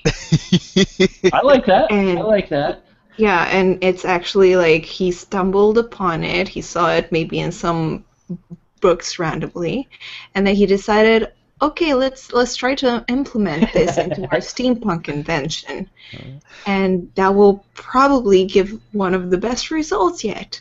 Okay. Well, exactly. This isn't mind control like I am giving you instructions. This is like, oh, suddenly I've changed my mind about this device that I'm strapped into. That's it. It just makes you like the device. It doesn't like, Well, we have 3 push answers. So there's no negotiation necessarily on push. There's votes. Cool. So it sounds like Bunkisha's is going to be Niles didn't know about this, We're gonna obscure the technology because that's not as important as Niles remaining semi-pure I'm in just I'm just offering an option where all of us can kind of coalesce like into our ideas. You said the otherworldly. We can implement that into the mind altering device, but as long as Niles does not know about it. Oh, okay. So now I think we started with this being a push, but now we have a consensus. yeah, now it's turned into so. A push is kind of the option because otherwise we go back to our characters role playing it through some more. You know, is that kind of making sense? Oh, So we pulled out of the scene. right. Not quite sure if it was done. We did some chatting. Kind of thought it was done, but now we're realizing that we just have different. Like David said in the beginning, we might not all agree. We have different ideas about the answer to this question, and that's what I see getting us to the push mechanic. The push mechanic can definitely incorporate what you're saying. It just what happens is technically everybody votes on the answer that sounds best to them, and then that's the one that goes on the scene, and then you move on. So I know there's a lot of investment to them, but it kind of helps things just kind of move along because it's like, okay, well, we had one person think it was this, one person think it was this, one person think it was that. We'll vote whichever one wins. Goes in as the explanation. So I guess what I'm trying to clarify is what's. I think we have our explanation. Okay. Right? Well, we can still vote. Like, if you want only like the mind device aspect of it, without or the so Bunkisha's answer is going to incorporate everybody's. He's just going to be nice. Yeah. So we'll have otherworldly. We'll have mind device. Mind device. There we go. So otherworldly, mind device. And mine, which that is Niles didn't know about. And then we all vote for that one. Pretty much. There we go. Okay. There we go. That would work. Otherworld, he knew not what he was doing. Right. Well, that's why he's still the clumsy, we were out of money. I had to take some shortcuts, Yeah, a few rituals, Just get you right in there. This ancient tome can get the wings flapping a little faster. Sure, it's okay. The Mayans and the Egyptians both used this at one point or another in their lives. Science is all about looking into the past and seeing what it worked for them, and taking all of that knowledge and incorporating it for the betterment of the future. That's right. We can't let ancient knowledge just be lost. Yeah, exactly. And it didn't have blood sacrifices, so he thought it was good. It just happened to be the dark side. Nice. So I think that's a wrap on that scene. Right on. Sweet. I don't know. We tried. It's David's call. Is that light or dark? Wow. I mean, the scene itself. The scene itself was pretty harmless, so let's call that light. But we've got plenty of darkness for later if we want it. Right? Only gets worse. All right. I mean, the otherworldly managed to get inside of our heads. Everywhere. It's crazy. All right. So we had David's scene. I think at this point we're going back to you, Trey. There we go. Because you were the one with the focus, so you're tying everything up. Oh, and we didn't pull Wade Landed into that, but we pulled Niles. Sorry, and he was a legacy, so we're good there. Okay. But it's. I think we started Trey's focus turn, and then I went, so now it would be Bunkisha's turn within Trey's focus turn. Yeah, there we go. Thank you. Okay, because I had my not lens, the other one, legacy. Legacy. So I thought that was. That was during my turn, still technically. Correct. that was the end of David's turn. So you have to come up with something that involves Waylanded or a legacy. Mm.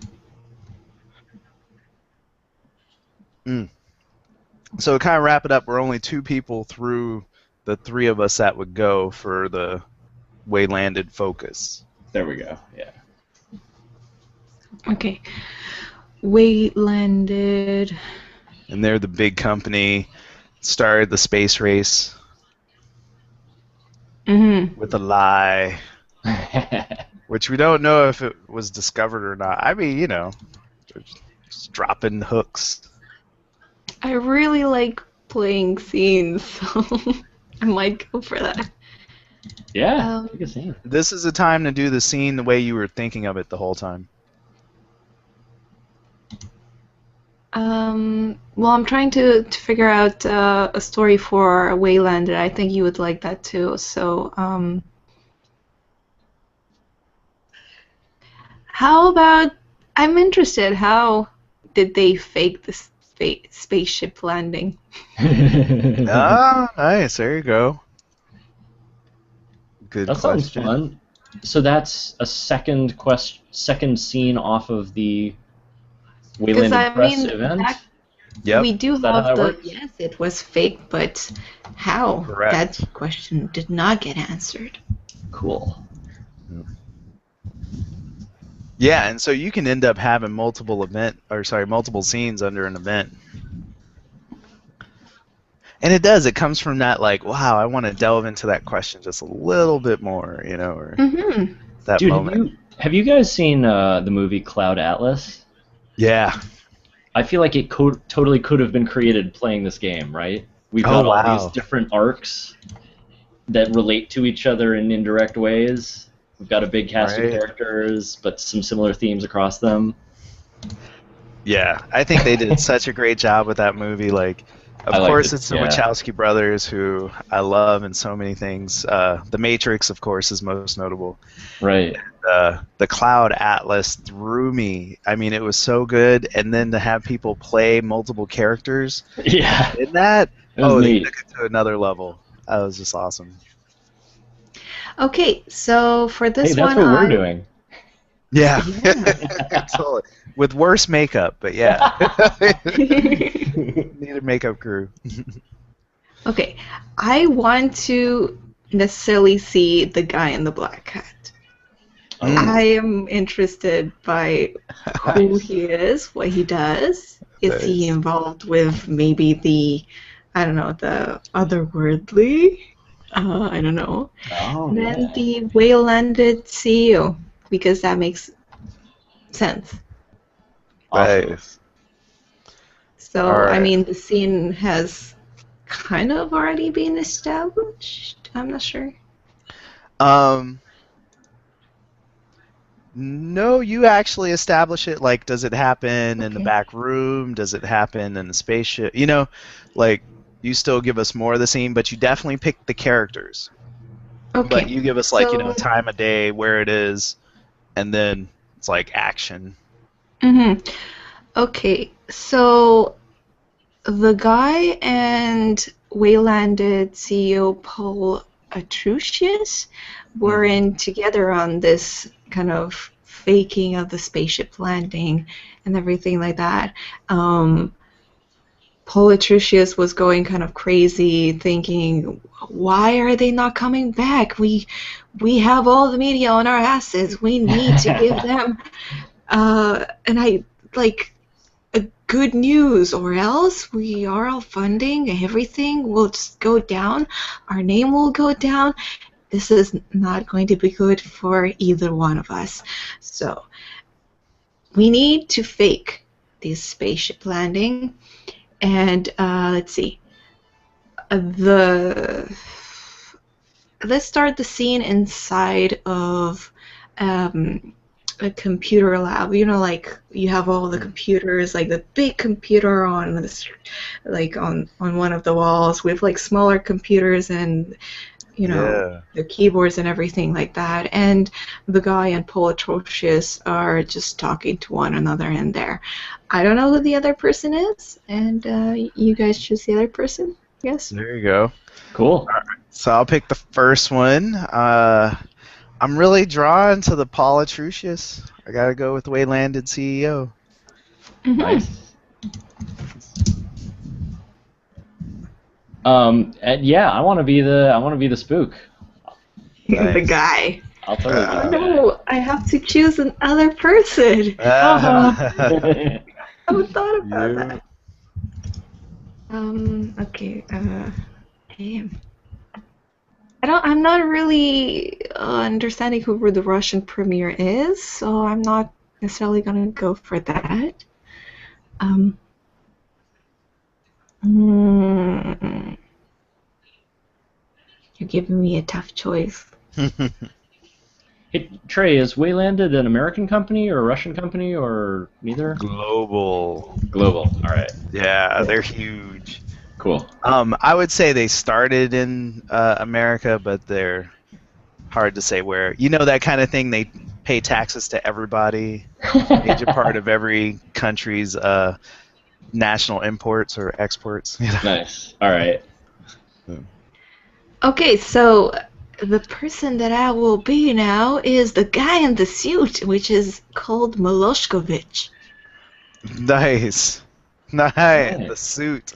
There's the CEO, Yeah, space the guy suit. in black. Oh, okay, gotcha. Never mind. Right, space suit. I was thinking like business suit. Gotcha. Sorry, space suit. Because it is about spaceship landing, so I'm just probably going to be like coming out of the spaceship shuttle. Oh, nice. Nice. That's awesome. You're the cast for our production. Yeah, exactly. That's awesome. All right, so we start. So, Paul Atrusius says, we're going to get tons of bad publicity if this doesn't happen the way it was supposed to. We've got to make this, we've got to make this appear and seem like it was flawless.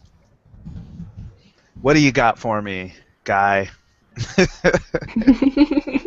How are we going to convince the public? This press event is a great idea. It's perfect. But it was such a last-minute thought. Have we really, do we have pictures? Do we have anything? Has anybody heard from the spaceship? Has it actually landed? Do you lack the resources to pull this off? Is that what you're telling me? We can make it happen. I wasn't sure if we still had to go through with it. I thought it was genius to go ahead and push everything a week ahead. Say that we would have all the astronauts and everybody make statements after their landing. They just need to decompress for a while. I thought that was genius. But I really thought that we'd have a spaceship here on the ground. So it's not so much resources as faith. Now we have to go. What are we going to do? Kill all the people that we hire to impersonate these folks? My associates have assured me that your ship and its crew are never coming back. So you will need to have an alternate plan. I thought you were prepared for this possibility when we made this arrangement. I was just as hopeful as everybody else that they would come back. Well, we have to make sure that the secret doesn't get out. That is paramount, that nobody finds out that this never happened. My associates can provide you with very trustworthy operatives for this endeavor. Hey, Bunkisha, do you want to be one of those people or not? Oh, she's the guy in the spacesuit. Yeah, I'm like one of the cast guys for.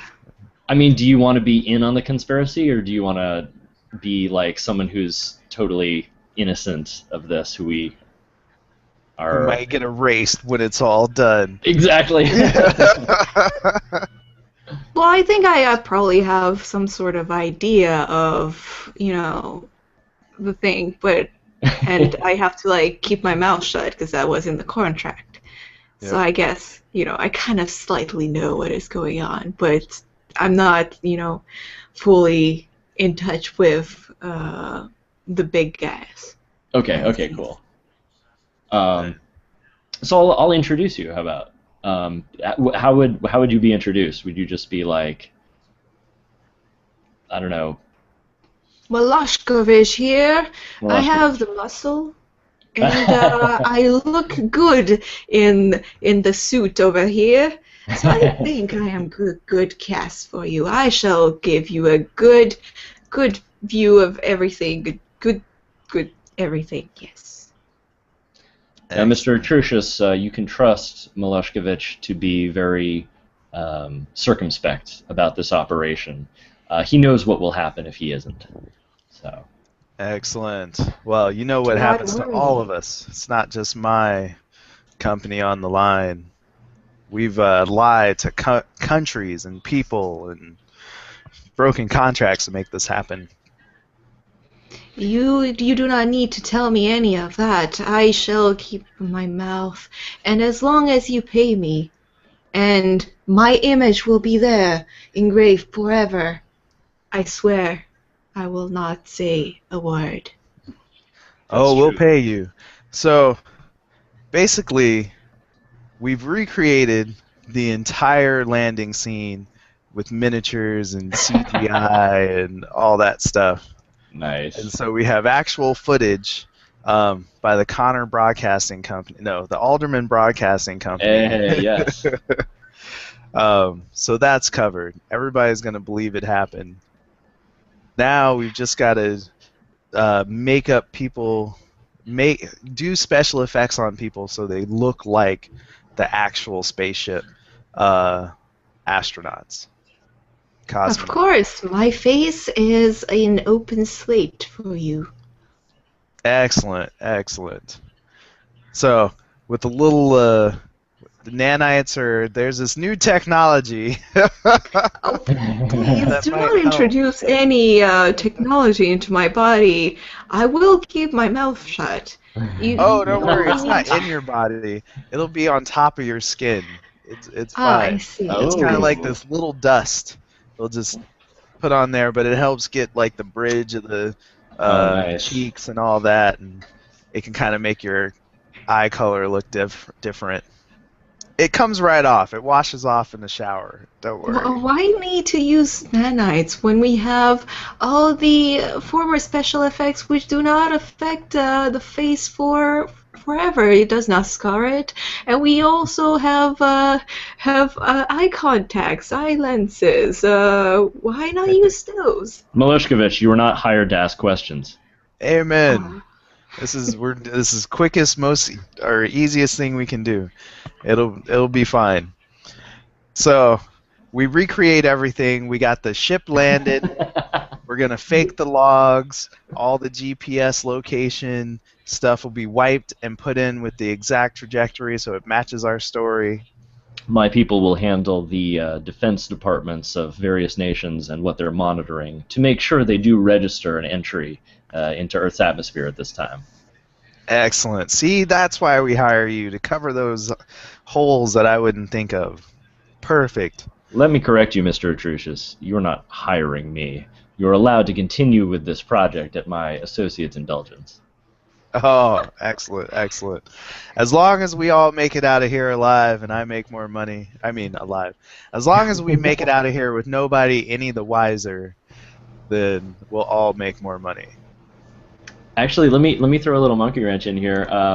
Miloshkovich, as you're doing some of your prep, you see like some shady-looking guys with guns kind of keeping their eyes on you. Okay. Yeah. No need to pay attention to them. Just look into this camera. Say these words. Yeah, pretty much. Nice. Thank you, people of America and Russia and everywhere in the world. I am here, and my voice is like changed probably by an wow. changer. There you go. Yeah, exactly. At the same time, to fit exactly the person that is supposed to.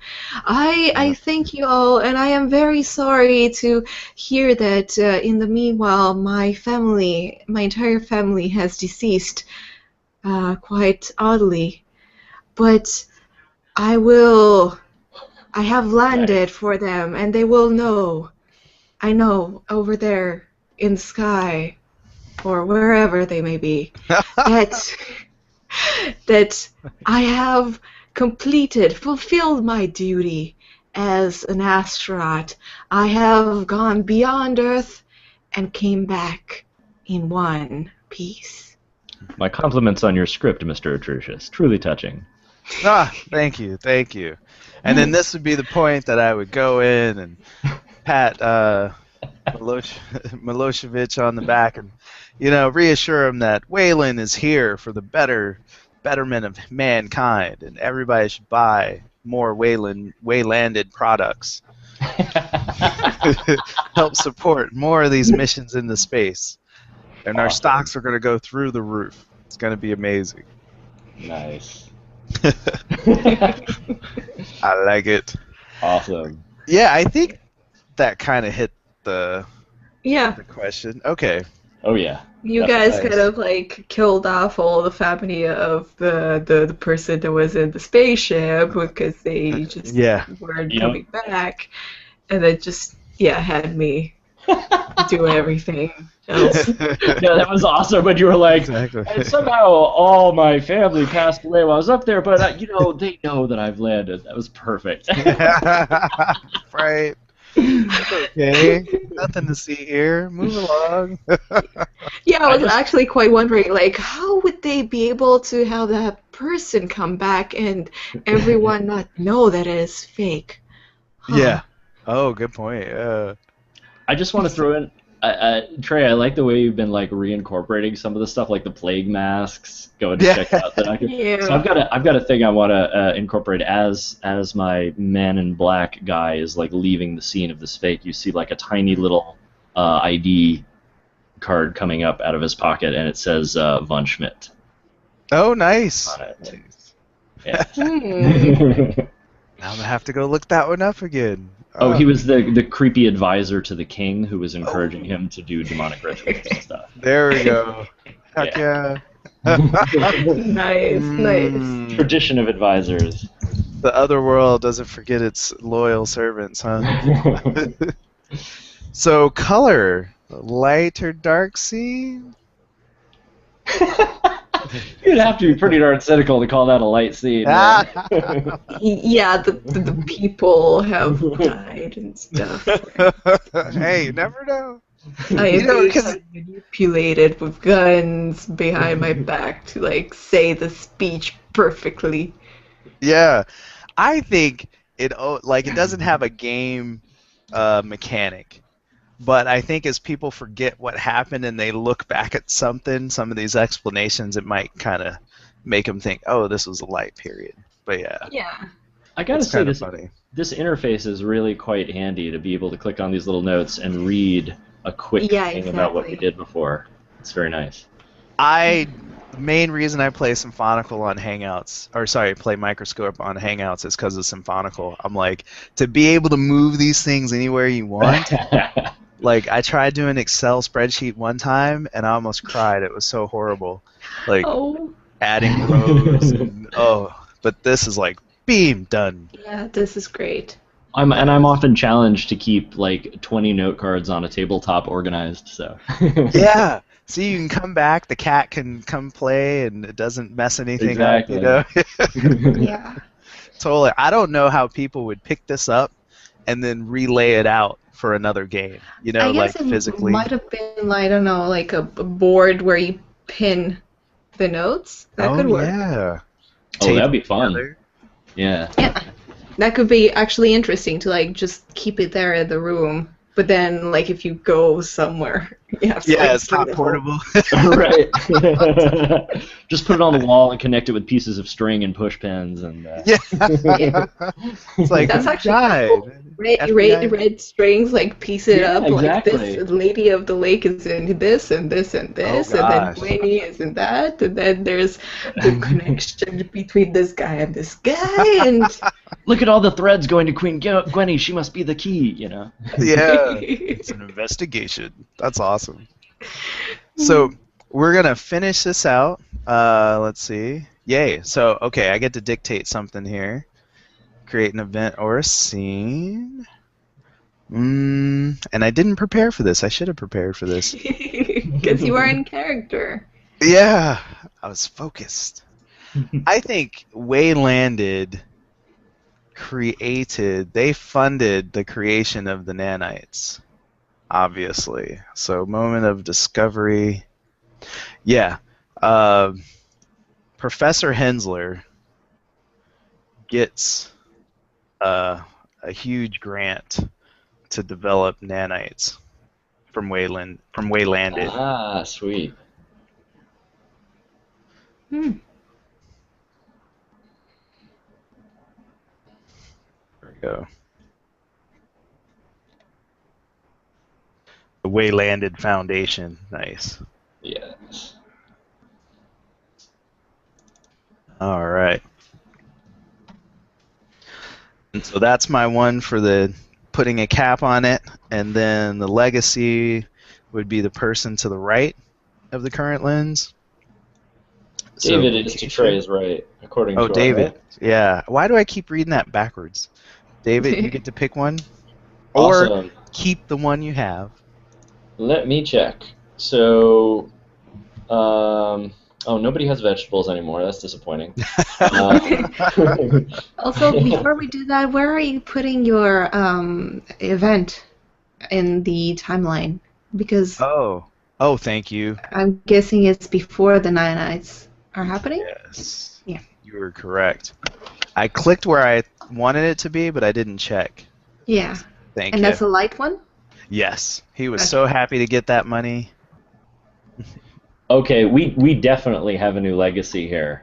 From both of our last two scenes, it's fake demonstrations. Ah, nice. It was faked. How can they trust authority? Everything's faked. So, because I switched legacy, I get to do what exactly related to that? A scene or an event? Correct. You can dictate a scene or create an event. Okay, but it cool. doesn't seem to allow the two. Yeah, it's okay. not like in the lens. Mm-hmm. Event or dictated scene. I think I'm going to do something with the end period. Our first off-world human colony. Let me just flip through these. How viruses can be combined with a ritual that makes the nanites better. And let's see, what is this? Researcher begins viewing nanite enhanced AI. Virus infects nanites. And fake demonstrations. Okay.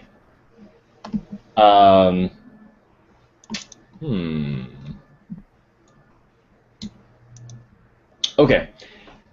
Here is my scene. Oh, but I need a question, right?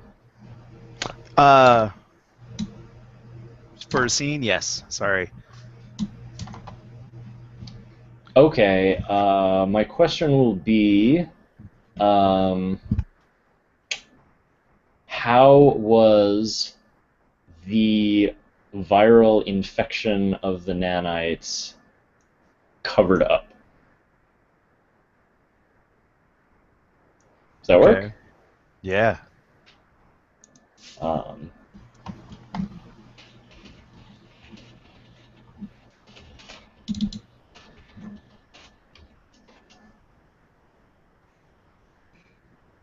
Okay. So let's see. So we've got some R&D lab where, oh man, sorry, just got to try to connect all these threads here. Viruses can be combined with a ritual that makes the nanites better.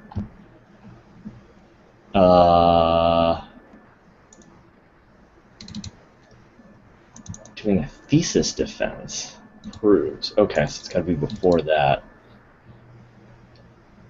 Okay, all right. I'm gonna ad-lib it and we'll see what happens. So we've got a research lab. We've got a bunch of scientists with shaved heads in like clean suits, super sterile environments. Everything's white and wrapped in plastic and whatnot. We've got the like nanite incubation pod which is basically just a big round humming thing with lots of statistics displayed on the screens on the outsides of it. And you've got a bunch of technicians coming by and looking at numbers and making notes and turning a dial and this and that. And one of these workers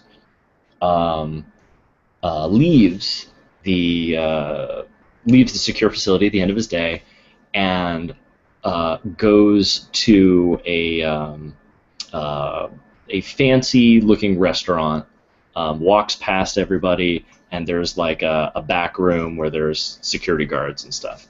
And he speaks a password to one of the security guards, and he goes and he gets to sit down in the VIP area where you have lots of like kind of power broker types, kind of sinister-looking dudes in dark suits and ties, and they're like, they're talking quiet voices and like making deals, and there are like packages of money being handed and whatnot.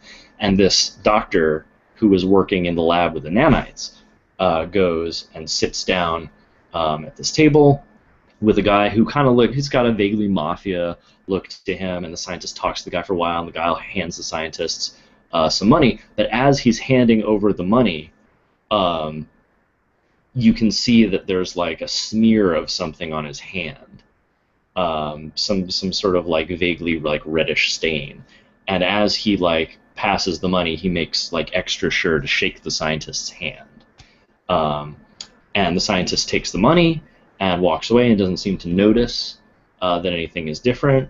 Then you see a shot of him like back in the office, back at work on his job. Everything seems the same.